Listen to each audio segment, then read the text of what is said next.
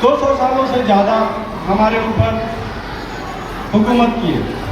हम लोग उनके गुलाम थे, सारे लोग गुलामी की जंजीरों में जकड़े हुए थे। आज हम उस जंजीर से जब हम मुक्त हुए तो वह दिन था हमारा 15 अगस्त 1947। तो हमारे देश के लिए यह दिन सबसे गर्व और सबसे खास दिन है, क्योंकि अब इससे बड़ा दिन हमारे लिए नहीं हो सकता। कोई भी दिन इससे छोटा ही है हमारे सामने, इस दिन के सामने। क्योंकि इसके पहले अगर आप इतिहास पढ़ेंगे, आज के बच्चे थोड़ा इससे दूर जा रहे हैं, लेकिन आप कभी भी इतिहास को पढ़िए, हमारे उन वीर जवानों को याद करिए। ये तब आपको पता लगेगा कि ये 15 अगस्त क्यों मनाया जाता है, इसके पीछे की कितनी गाथाएं हैं, जो हमारे वीर जवानों को, वीर शहीदों को कितनी यातनाएं दी गई। एक बार अगर आप पढ़ लें तो मुझे लगता है कि इस पूरे कैंपस में एक आवाज़ तक नहीं निकलेगी, आपके रूह कांप उठेंगे। इस तरह की यातनाएं दी जाती थी। ना तो उनको खाने को दिया जाता था, आप उनका कोई विरोध नहीं कर सकते थे, उनके मुख से जो भी निकला वही कानून होता था। आप उनके सामने कोई भी अपनी बातें रख नहीं सकते। एक भी आवाज अगर आपने निकाली तो आपकी कौन सी सजा दी जाएगी, इसकी भी कोई लिमिट नहीं थी। जैसे आज हमारे पास धाराएं बनी हुई है, आज़ादी के बाद से संविधान बना हुआ है कि नहीं आपके इस कर्म की ये सजा है, परंतु उसके पहले उनके जो दिमाग में आता है आपको खड़े करके ही तुरंत गोली मार दिया जाएगा या आपको काले पानी की सजा दिया जाएगा, ये उनके ऊपर निर्भर करता था। और हम सारे लोग इतने गुलाम थे कि कोई सोच भी नहीं सकता। आज़ादी के बारे में सोचना ही एक गुनाह हो गया था।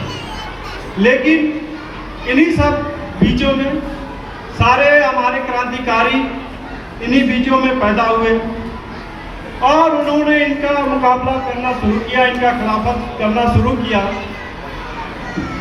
और अंततः हमको 15 अगस्त 1947 को आज़ादी मिल गई।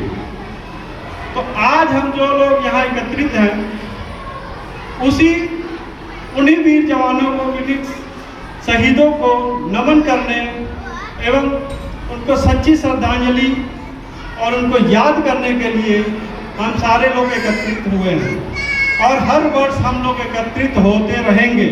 इसकी भी हम इसी के साथ प्रेरणा लेते हैं, कसम खाते हैं कि हम जब तक हम लोग इस धरती पर रहेंगे तब तक 15 अगस्त को इसी तरह से हम पूरे धूमधाम से, पूरे हर्षोल्लास के साथ हम उनको सच्ची श्रद्धांजलि देने का काम करेंगे।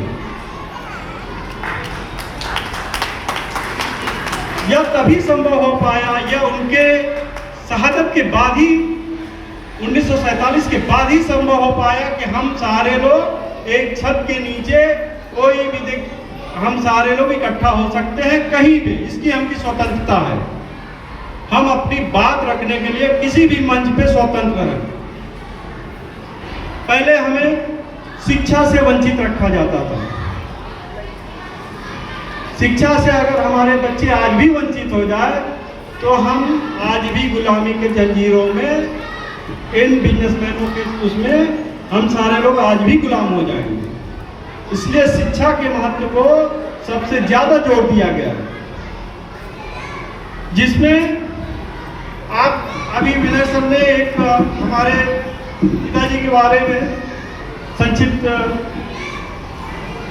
उनकी जीवन परिचय दिया कि आज हमारे बीच में वो नहीं रहे, लेकिन जितने दिन भी रहे इस शिक्षा के क्षेत्र में उन्होंने हमेशा नया कीर्तिमान स्थापित करने का काम किया। उनकी पूरी जीवन शैली ही एक संघर्षशील रहा, संघर्षों से भरा रहा। चाहे उनका बचपन हो या पढ़ाई का दौर हो या काम करने का दौर हो, कभी भी अपने संसाधनों से अधिक का काम करने का वो हिम्मत रखते थे। और आज उसी का ये परिणाम है कि हमारे इस ग्रामीण क्षेत्र में, जिसको हम लोग सोच नहीं सकते, कभी हम लोग कल्पना भी नहीं कर सकते थे कि आज हमारे यहाँ हमें गर्व है के साधन पे कि हम इस छत के नीचे खड़े हैं, एक सीबीएसई बोर्ड के स्कूल के नीचे, जो कि हमारे ग्रामीण क्षेत्र में यह एक असंभव काम था, एक मील का पत्थर था।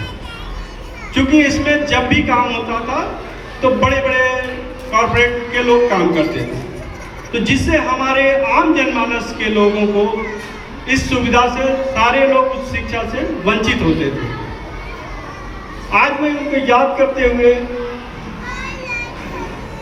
मेरा मन विचलित हो जाता है, क्योंकि यह उनके एक जीवन काल का बहुत ही दूरदर्शी सोच और उनका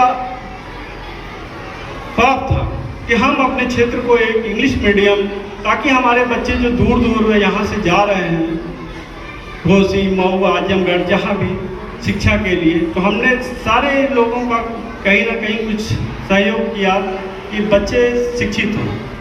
लेकिन इस चीज़ की आधुनिक परिवेश की ज़रूरत है। इस चीज़ को उन्होंने समझते हुए इस विद्यालय का नींव रखा और बहुत कम समय में इसमें उन्होंने सारी ताकत लगा दिया। जो भी उनके संसाधन थे, लोग थे, सबको लगा करके लगभग 1 साल के अंदर उन्होंने हाई स्कूल तक के सीबीएसई बोर्ड से एफिलिएशन दिलाने का काम किया, जो कि यह अपने क्षेत्र में, अपने ज़िले में मेरे समझ से एक रिकॉर्ड होगा, जो इतने कम समय में आपको हाई स्कूल तक सीबीएसई बोर्ड से एफिलिएशन किसी भी विद्यालय ने प्राप्त किया हो। यह उनकी सच्ची लगन का यह नतीजा है। हम आज का सारा प्रोग्राम उन वीर जवानों को समर्पित करते हुए, उन शहीदों को समर्पित करते हुए, मैं अपने पूज्य पिताजी को भी समर्पित करता हूँ, क्योंकि उनकी यादें हमसे नहीं छूट पाती। इसी क्रम में मैं आप लोगों को स्वतंत्रता दिवस की पुनः बधाई देते हुए अपने भाषा को विराम देता हूँ। जय हिंद, जय भारत।